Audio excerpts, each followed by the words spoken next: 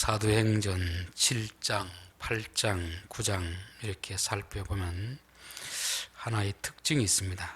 그건 결국 만남이라는 어떤 주제로 우리가 볼 수가 있습니다. 사람은 누구를 만나느냐 따라서 운명이 달라집니다. 좋은 사람을 만나면 내 인생이 좋게 바뀌어지는 것이고, 나쁜 사람을 만나면 나의 의지와 상관없이 또 인생이 그렇게 많이 힘들어지는 경우가 많이 있습니다. 그래서 저는 늘 자녀들을 위해서 기도할 때마다 하나님, 우리 자녀들에게 만남의 복을 주십시오. 학교에 다니는 자녀들은 좋은 선생님을 만나게 하시고, 좋은 친구를 만나게 하시고, 직장에 다니는 사람들은 좋은 선후배 만나게 하시고, 우리 교회 다니는 사람들은 또 좋은 성도를 만나고, 이웃에도 좋은 이웃을 만나게 해달라고 늘 기도해야 될 줄 믿습니다. 결국 사람의 인생이라는 것은 어떤 사람을 만나느냐 따라서 달라지기 때문에 그렇습니다. 이 사도행전 7장, 8장, 9절에 보면은 스데반은 사울을 만나서 죽임을 당하게 됩니다.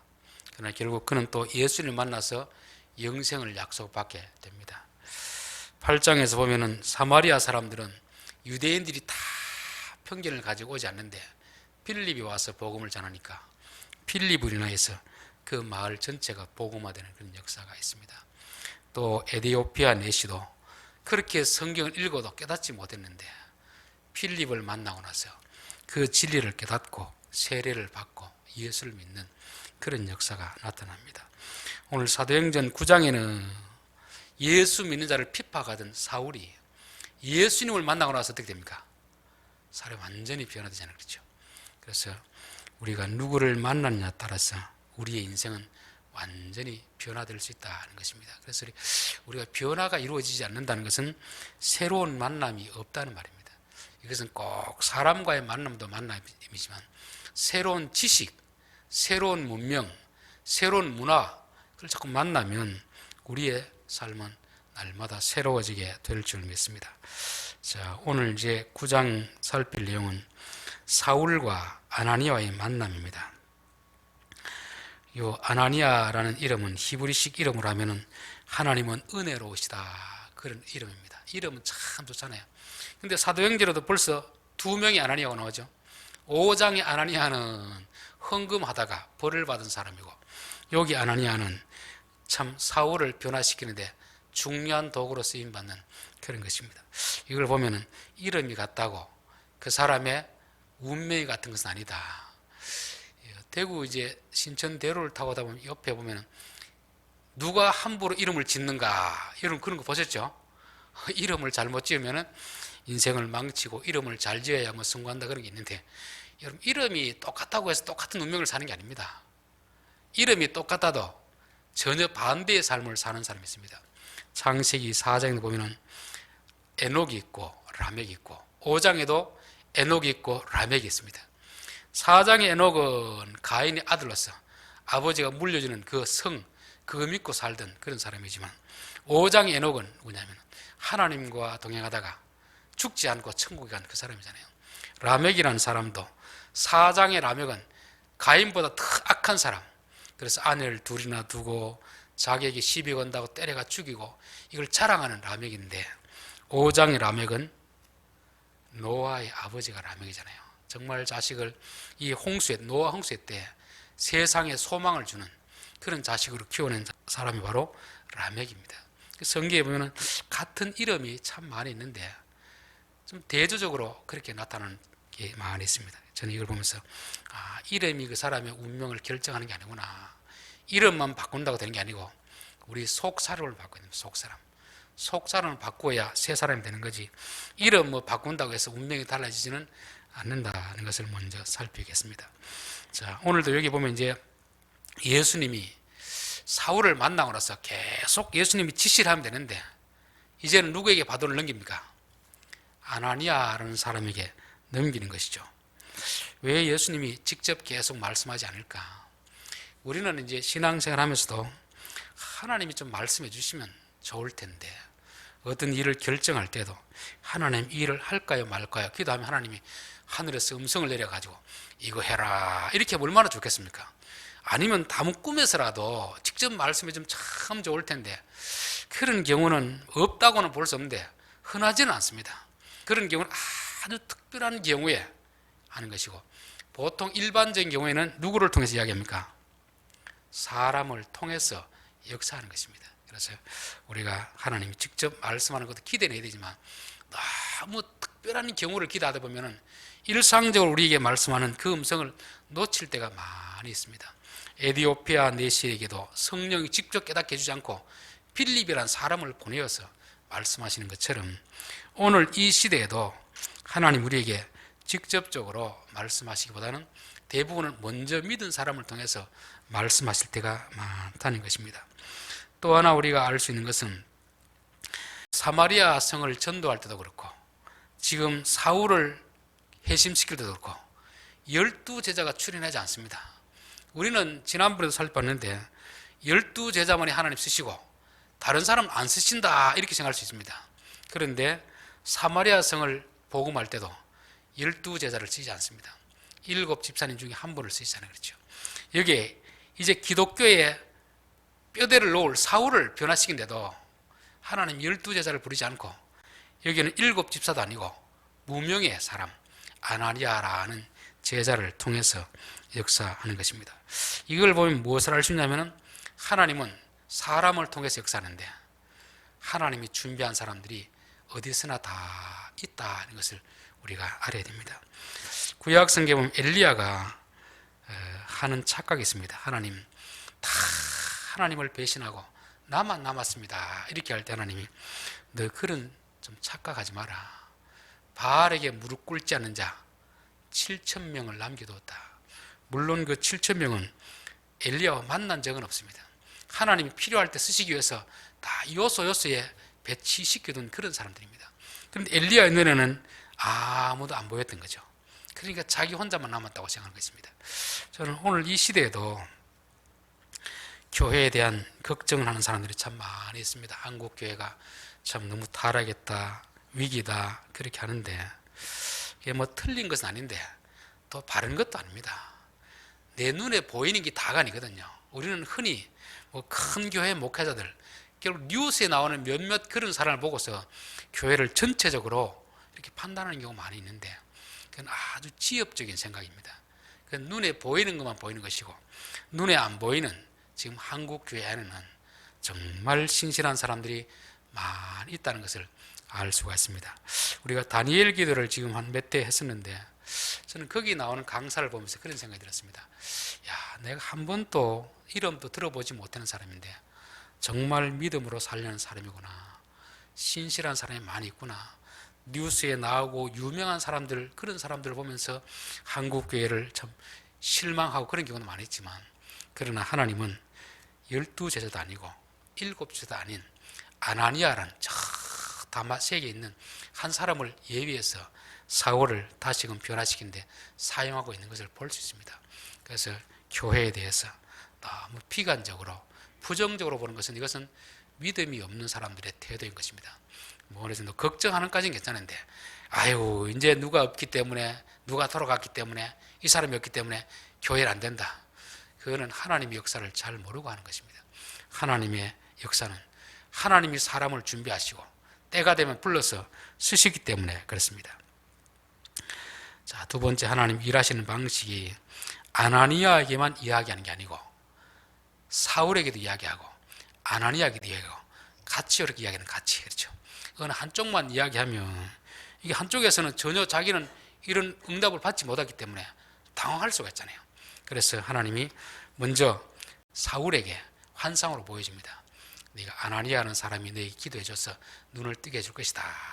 이렇게 먼저 환상을 보여주고 그 다음에 이제 아나니아에게 어떻게 합니까? 나타나서 직가라는 거리로 가면 사울이라는 사람이 있는데 가서 기도해줘라. 이렇게 쌍방에 이렇게 하나님 다 이렇게 작업을 하고 있는 것을 볼 수가 있습니다.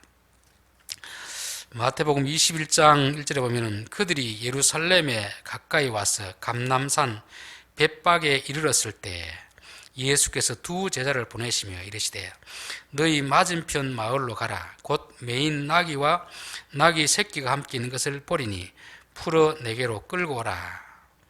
만일 누가 무슨 말을 하거든 주가 쓰시게 하라. 그리하면 즉시 보내리라 하시니, 제자들을 마을로 보내면서 나귀를 끌고 오라 이렇게 명령을 했습니다. 그런데 그 나귀의 주인이 당신 왜 끌고 갑니까? 이렇게 했을 때 주가 쓰시겠답니다 하면 두 말 앞에서 주겠다는 것입니다. 자, 그러면 우리가 이걸 봤을 때 예수님이 제자들에게만 명령하겠습니까? 이미 나귀 주인에게도 어떤 식으로든지 조율이 되어 있겠습니까? 다 의견이 조율이 되어 있겠죠. 내가 언제쯤 제자를 보낼 테인데 그때 혹시 나귀가 필요하다고 하면 줄 수 있겠느냐? 예, 주님이 원하시면 기꺼이 드리죠. 그러니까 사전 조율이 다 되어 있는 상태에서 이렇게 작업하지, 일방적으로 그냥 보내고 알아서 하라 이렇게는 하나님이 하지 않는다는 것입니다. 그래서 하나님 우리에게 어떤 일을 시키면 우리 쪽에도 어떤 명령을 내리지만 반대쪽에서도 하나님께서 이 일을 하고 있다는 것을 알아야 되는 것입니다. 아브라함에게 이삭을 바치라고 할 때 산에 올라갔을 때 이미 뭐는 준비되어 있었습니까? 양은 준비되어 있었던 거죠. 그렇죠? 하나님이 다 쌍방에 준비를 해놓고 일을 시키는 거지, 그냥 한쪽에만 어떤 지시를 내려서 그렇게 당황하게 하지는 않는다는 것입니다. 청년부를 담당할 때 청년부 자매가 강도사님, 어느 청년이 꼭 기도하니까 하나님이 음성을 들려주시는데 자기와 결혼해야 된다고 하는데 어떻게 해야 됩니까? 물어보더라고요. 그래서 내가 그 형제 좋아하나? 안 좋아한답니다. 그럼 하나님이 결혼하라고 하더냐? 그런 음성이 없었대요. 그러면 안 해도 되지. 그거는 자기 혼자 들은 착각이지. 아무리 하나님 하더라도 결혼은 혼자 하는 게 두 사람이 하는 거잖아요.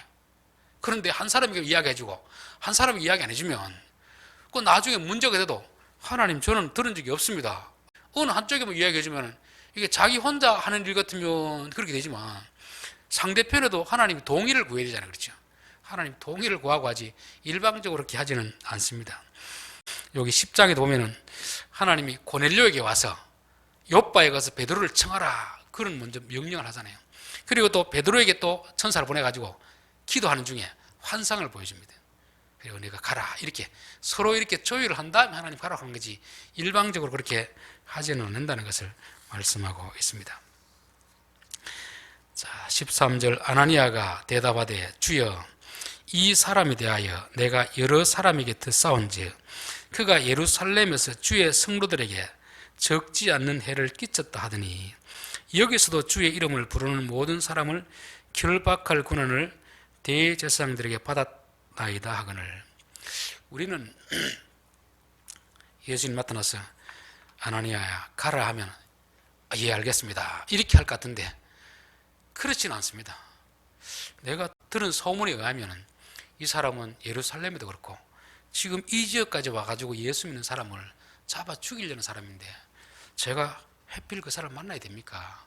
이렇게 말해야 되는 게 정상입니까? 이런 질문도 하지 않고 예 주님이 시키면 무조건 따르겠습니다 이렇게 해야 되겠습니까? 우리는 이제 그것만이 믿음이 좋은 것으로 생각하는데 또 이렇게 따지면 아주 좀 무례한 것처럼 느껴지고 질문해도 믿음이 없는 것처럼 보여지는데요.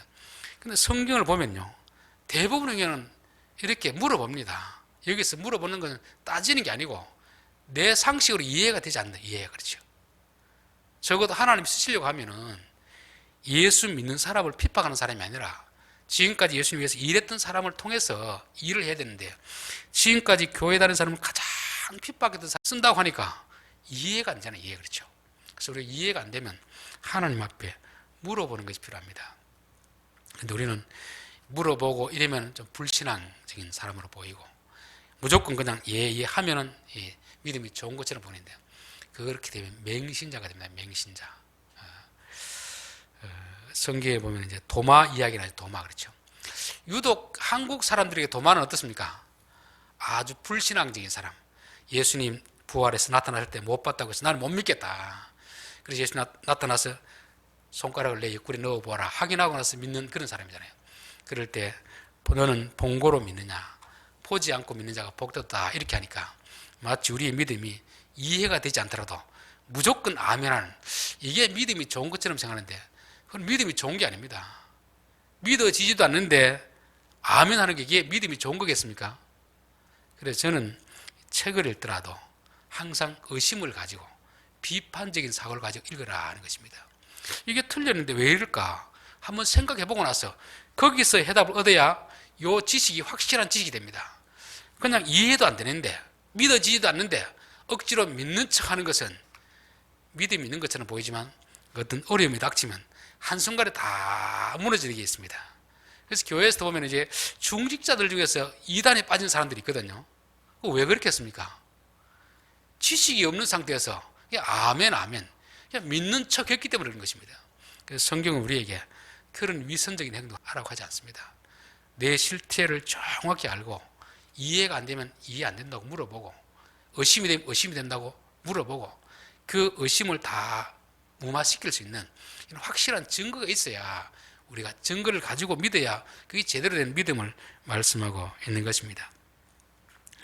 그래서 우리의 신앙생활에 의심이 생길 때 주여 믿음을 주옵소서, 이거는 잘 이해가 안 됩니다. 그러면 주님이 무조건 믿어 이렇게 하겠습니까? 아니면 이해될 수 있도록 설명해 주겠습니까? 설명을 해 주겠죠. 그렇죠? 그래서 신앙은 강요가 아닙니다. 강요. 설복이죠. 설복. 설복이라고 뭐냐면 우리가 이해되지 않을 때 하나님 이렇게도 말씀하시고 저렇게도 말씀하시고 계속 기다려주시고 결국 우리가 그래 맞아 하나님 말씀이 맞아 동의하도록 그렇게 하는 것이 신앙이지, 그저 무조건 이해되지도 않으면 무조건 믿어라 그렇게 하는 것은 신앙이 아닌 것이죠. 그렇죠? 그렇게 되는 것은 믿는 것처럼 보이지만 결국은 기초가 아주 연약한, 시간이 흐르면 흐를수록 더 위험해지는 그런 건물이 되는 것입니다. 성경에 보면은 참 질문하는 내용들이 많이 있습니다. 사마리아 여자도 어떻게 합니까? 선생님, 당신은 보니까 선지자 같은데 우리들은 요 산에서 예배 드렸는데 당신들은 저 예루살렘 성에서 예배 드려야 된다고 하는데 어디가 맞습니까? 유대인과 사마리아 여자는 말도 안 섞는 그런 사이인데도 조금 대화하다가 통안에 갔다가 어떻게 합니까? 질문하자, 질문. 그렇죠. 그리고 요한복음 14장에 보면 내가 어디로 가는지 그 길을 너희가 아느니라. 도마가 이르되 주여 어디로 가는지 우리가 알지 못합니다. 예수님 안다고 하는데 주님 우리 모르겠습니다. 거기서 나오는 말이 뭡니까? 내가 길이요 진리요 생명이니, 이렇게 말이 나오잖아요. 우리는 이해가 안 되면 질문해야 되는데 질문하지 않습니다.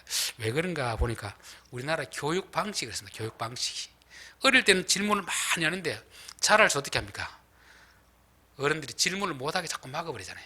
학교 가면 무조건 막 암기식으로 그렇게 하다 보니까 성경에 대해서도 질문하지 않습니다. 무조건 뭐 다 아멘 아멘 하는데 나중에 보면은 모르고 다 아멘 하는 경우가 많이 있습니다. 유대인들은 그렇게 하지 않습니다. 항상 질문을 하고 답변을 얻고 질문하고 답변하고. 그래서 한국 어머니들은 애들이 학교 갔다 오면 오늘 뭐 배웠니? 물어봅니다. 유대인들의 어머니는 오늘 학교 가서 뭘 질문했니? 이걸 물어본답니다. 자, 이게 왜 다르냐면 질문하는 거하고 일방적으로 듣는 거하고는 어떤 차이가 있냐면 일방적으로 들으면 누가 중요하다고 생각을 가르치겠습니까? 전하는 자가 중요하다고 생각을 가르치겠죠. 근데 그것이 듣는 자하고 일치될 수도 있지만 전혀 상반된 내용이 될 수도 있습니다. 그래서 신앙생활 할 때도 내가 궁금한 것을 질문하고 물어봐야 됩니다. 여기도 보면은 아나니아도 이해가 안 되니까 아니 왜 이 사람입니까? 내가 들은 소문을 하면은 이 사람은 도무지 구원받을 수 없는 사람인데 왜 하필 이 사람입니까? 이렇게 물어봤을 때 주님이 뭐라고 합니까? 15절 주께서 이르시되 가라, 이 사람은 내 이름을 이방인과 임금들과 이스라엘 자손들에게 전하기 위하여 택한 나의 그릇이다.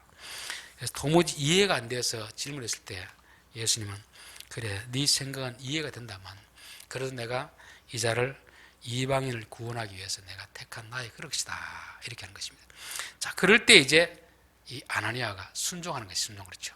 진짜 믿음은 뭐냐면 나와 주님의 생각이 다를 때 아무런 질문도 하지 않고 따라가는 것이 아니고 질문하고 나서 주의 대답을 듣고 나서 다르구나. 그렇지만 내 생각을 따라가지 않고 주의 생각을 따라가는 이게 진짜 믿음이 좋은 것입니다. 앞에서 그냥 토도 달지 않고 아무런 그냥 믿어지지 않는데도 믿는 척하고 나가는 것은 그건 바른 신앙이 아니고 맹신자입니다. 맹신자. 그렇죠. 여기서 아나니아 같은 경우는 주의 말씀이 그렇다면 제가 가겠습니다. 베드로도 그렇게 하잖아요. 예수님이 깊은 데로 가서 그물을 내리라 할 때, 밤새도록 그물을 내려서 고기를 잡아서 한 마리도 못 잡았지만 당신의 말씀이기 때문에 내가 의지하겠습니다. 자기가 해봤는데 상식적으로 이해가 안 되지만 그래도 당신의 뜻이 내 뜻보다 더 높기 때문에 가겠습니다. 거기에 순종이고 거기에 믿음이 좋은 사람인 것입니다.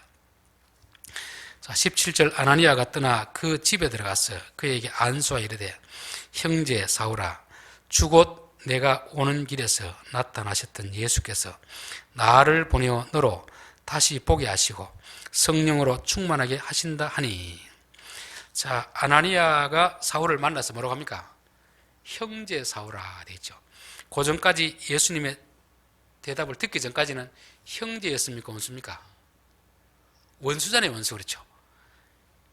교회를 가장 핍박하는 사람이 우두머리가 사울이니까 예수님 저놈은 우리의 원수입니다. 원수. 그렇게 했는데 그는 내가 택한 나의 그릇이다. 그 말씀을 듣고 나서 생각이 바뀌었습니다. 어떻게? 형제로 바뀐 거죠. 형제. 그렇죠. 그리고 이 아나니아와 사울은 개인적으로 친분 있는 사람이 아닙니다. 친척도 아니고 알고 있는 사람도 아니고 아나니아의 마음속에는 되게 부정적인 생각, 감정적으로 안 좋은 그런 생각을 가지고 있습니다. 그런데 예수님이 나서가지고 너희들 핍박하지만 내가 택한 나의 그릇이다. 그리고 또 그가 얼마나 고생해야 될 거 내가 다 알고 있다. 그러니까 그때부터 아나니아의 생각이 바뀌는 것입니다. 저는 이걸 보면서 사람과 사람 사이에는 바로 아는 것보다 중간에 누가 있어야 됩니까? 예수님이 개입했네. 예수님. 그렇죠. 쉽게 말하면 둘이는 원수더라도 예수님이 중간에 있으면 예수님 때문에 뭐가 됩니까? 형제가 되는 형제. 그렇죠. 예수님이 없다면 아나니아와 삽비라는 원수입니다. 원수. 그런데 이 사이에 예수님이 있으니까 아나니아는 사울을 보고 가는 게 아닙니다. 누구 보고? 예수님을 보고 사울에 가는 거잖아요. 그렇죠? 사울도 아나니아를 모릅니다. 왜 아나니아의 기도를 받습니까? 환상 중에 나타난 예수님이 내가 아나니아라는 사람을 보낼 테니까 네가 그 사람 기도를 받아라. 그럼 나을 것이다. 이야기하잖아요. 두 사람 가운데 예수님이 딱 중재자가 되어주는 것입니다. 저는 모든 인간관계가 이런 식이 되어야 되겠다. 그런 생각이 듭니다. 여러분, 부부도 그냥 둘이 좋아서 결혼하는 거하고 그 중간에 예수님과 어떤 차이가 있겠습니까? 둘이 좋아서 결혼하면 둘이 싫어지면 어떻게 합니까? 헤어져 버리잖아요. 근데 예수님 때문에 둘이 만났다고 하면 예수님이 싫어지지 않는 이상 어떻게 됩니까? 부부가 싸움할 수 있지만 시키면 아내가 남편이 실망했더라도 예수님이, 아내는 예수님을 사랑하니까 예수님을 사랑하는 그 마음으로 남편을 사랑할 수 있는 것입니다. 남편도 마찬가지 아닙니까? 중간에 예수님이 계시기 때문에 남편은 예수님이 교회를 사랑하는 그 마음으로 아내를 사랑하는 것입니다. 이게 가장 정상적인 그런 인간관계입니다. 우리는 자꾸 둘이서 직접적으로 만나는 거 그렇게 좋지 않습니다. 왜냐하면 사람은 실망하기 쉽거든요. 그렇죠? 항상 중간에 예수님을 두고 만나야 됩니다. 부모 자식 지간도 저는 그렇다고 봅니다. 자, 부모 자식도 부모가 자식을 내 아들이다 싶으면 어떻게 합니까? 내 마음대로 하잖아요. 그렇죠? 내 마음대로. 그렇죠? 그런데 이 자식은 내 자식이 아니고 하나님이 내게 맡겨준 자식이다 싶으면 함부로 못합니다. 어떻게 맡기신 분의 뜻을 따라서 잘 감당하들 그를 생각하는 거죠. 또 자식도 내 부모다 이렇게 생각하지 않고 하나님이 내 위에 두신 질서 있는 분이다 생각하면 그런 생각하는 것입니다. 저는 목회자와 성도도 마찬가지로 생각합니다. 예수님이 베드로를 보내면서 내 양을 먹이라 하잖아요. 예수님의 양떼입니다. 예수님 양떼. 그래서 저는 목사는 항상 교인을 생각할 때 예수님이 양이다 생각이 듭니다. 그러니까 교인하고 뭐 친하고 안 친을 떠나서 안 친하더라도 예수님이 잘해주라고 하면 잘해줘야 됩니다. 교인들도 목회자를 대할 때 인간적으로 대하는 게 아니고 이 교회에 예수님이 보내신 분이다 그렇게 생각하면 이게 서로가 존경하고 사랑할 수 있거든요. 그래서 항상 우리가 사람들에게 실망하는 이유는 뭐냐면 이 중간에 예수님을 끼우지 않고 우리끼리 만나가 막 서로 좋아하다가 싸우고 이렇게 된 것입니다. 그래서 항상 가족 관계도 그렇고 교인들 간의 관계도 그렇고 직장 동료들 간의 관계도 그렇고 항상 그 중간에 예수님을 개입시켜야 우리가 바른 인간관계가 된다 그런 생각이 듭니다. 여러분, 우리의 모든 관계 속에는 예수님이 중간에 있어야 됩니다.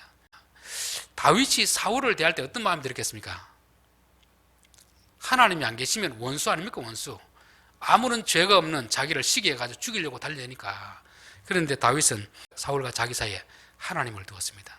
내 개인적으로 보면 원수이지만 그래도 하나님이 저 사람을 왕으로 세웠는데 하나님을 인정했기 때문에 사울에게 복수를 안 하잖아요.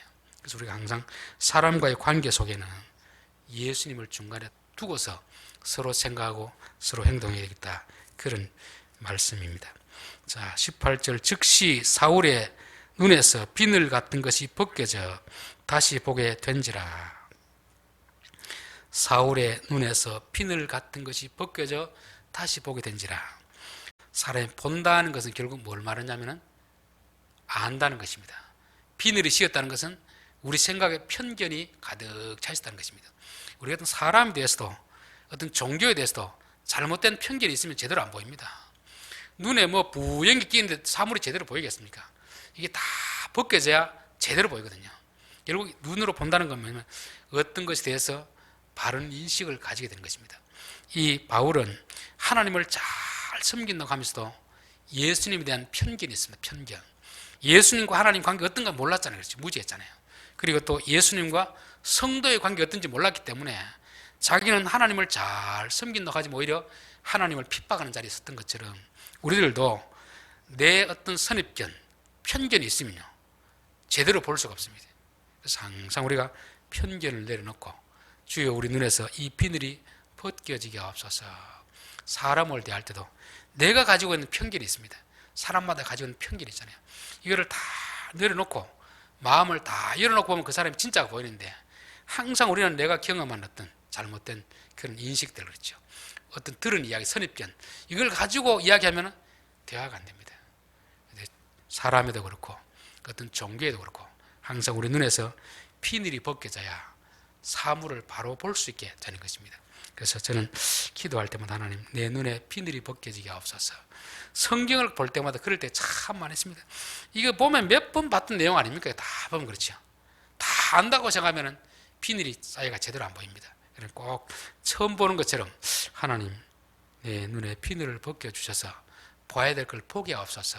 그렇게 하면 성경이 금방 새로 보이는 것처럼 그렇게 보여지는 것입니다. 그래서 우리 성도들도 사람을 대하든지 성경을 보든지 어떤 사물을 대할 때 이미 내가 알고 있는 이 지식이란 이 비늘을 다 벗겨내고 하나님이 보게 하시는 그런 안경으로 봐야 될 줄 믿습니다. 그래서 고린도후서 5장 17절에 그런즉 누구든지 그리스도 안에 있으면 새로운 피조물이라. 말씀 안에 우리가 있으면 말씀을 통해 세상을 보면 완전히 세상이 달라지는 거죠. 그래서 은혜 받은 사람의 특징들을 보면 그렇습니다. 환경은 전혀 바뀐 게 없습니다. 근데 말씀을 통해 비늘이 벗겨지고 나니까 세상이 달라 보이는 것입니다. 여러분, 우리의 눈에 비늘이 벗겨지면 사물을 보는 생각이 달라지면 새로운 삶이 되는 것입니다. 새 사람이 되는 것입니다. 오늘 결론입니다. 참 만남이라는 게 참 중요합니다. 우리가 늘 하나님 좋은 만남을 허락해 주옵소서. 사람과에도 좋은 만남이 있어야 되고 진리와도 만남이 있어야 됩니다. 진리가 우리 마음속에 탁 부딪히 오면요 사람은 변하게 되어 있습니다. 새로운 것을 만나지 못하기 때문에 변하지 않게 되는 것입니다. 하나님은 일꾼을 통해서 역사하십니다. 일꾼, 그렇죠? 그래서 일꾼은 12제자만 쓰시는 게 아닙니다. 때로는 빌립 집사님을 쓰시고 때로는 아나니아를 쓰시고 하나님은 요소요소에 하나님의 일꾼들을 다 숨겨두고 있습니다. 그래서 우리가 한국 교회를 보면서도 너무 자꾸 부정적인 이런 말을 하는 것은 그렇게 썩 바람직하지 않는 것 같습니다. 우리 눈에는 다 타락 같아도 하나님 보시기에는 그래도 정말 신실한 사람이 구석구석에 다 있다는 것을 말씀하고 있습니다. 하나님이 아나니에게 나타나 말씀하시고 사울에게 말씀하시고 쌍방 이렇게 다 주지 어느 한 사람이 말해가지고 일방적으로 따르도록 그렇게 하지는 않습니다. 아나니아에게 얘기했을 때 아나니아가 어떻게 했습니까? 이해했습니까? 아니잖아요. 예수님 내가 듣기는 이런 사람인데 이런 사람이 어떻게 내가 그렇게 하겠습니까? 이건 따지는 게 아닙니다. 믿음 없는 게 아닙니다. 내 생각으로 이해가 안 되니까 나를 좀 이해시켜 주십시오. 그럴 때 예수님이 이만코 저만코 내가 쓸 그릇이다 하니까 그렇다면 알겠습니다. 그렇게 해서 순종하게 되는 것이죠. 자, 아나니아의 순종을 통해서 이 바울이 완전히 변화되는 것이고, 이로 해서 기독교를 가장 전파하는데 널리 쓰인 사람이 바로 사울이었습니다. 사울. 이 계기가 뭐냐면 눈에 비늘이 벗겨진지라. 눈에 비늘. 내가 지금까지 끼고 있던, 알고 있던 편견, 선입견, 이걸 내려놔야 성경이 제대로 보게 되었습니다. 그래서 우리가 오래 경험하면 할수록 좋은 정보도 쌓이지만 잘못된 정보가 계속 쌓여가지고 새로운 것을 못 보게 되는 경우가 많이 있습니다. 그래서 우리가 어린아이 같이 되지 않으면 결단코 천국에 들어가지 못한다는 말이 뭐냐면, 우리가 아무리 교회를 오래 다녔더라도 성경을 많이 알더라도 늘 겸손한 마음으로, 처음 보는 그런 마음으로 성경을 보고 삶을 보면 우리의 눈에 비늘이 벗겨져서 제대로 보인다는 것입니다. 기도드리겠습니다.